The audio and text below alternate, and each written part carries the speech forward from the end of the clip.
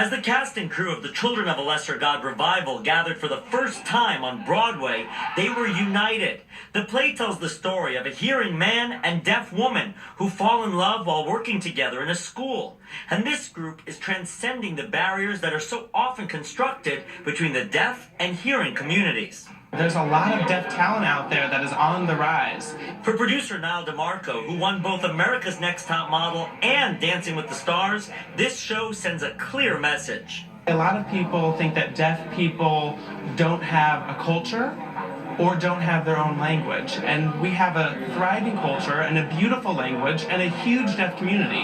And people don't realize that there's 360 million deaf people worldwide. This production features both deaf and hearing actors, including Lauren Ridloff and Joshua Jackson, who first rose to fame on Dawson's Creek. And for them, the process of working together was eye-opening.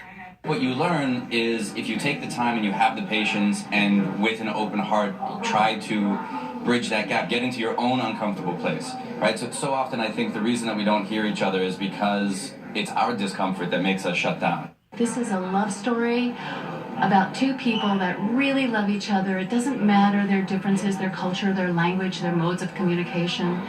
And I hope that people will remember that when they look at other people that they already have in their lives, start listening to each other. Director Kenny Leon has been leading the charge in bridging the barriers on stage.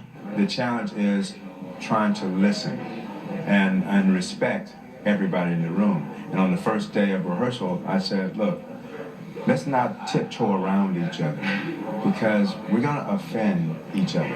He said, we're going to have conflict. We're going to have misunderstanding because we're human. And then you add that extra layer of being deaf and hearing. And so the important thing is to be an adult, be honest about the misunderstanding and the conflict, and talk to each other. It's a message that they feel resonates particularly powerfully during this time in history.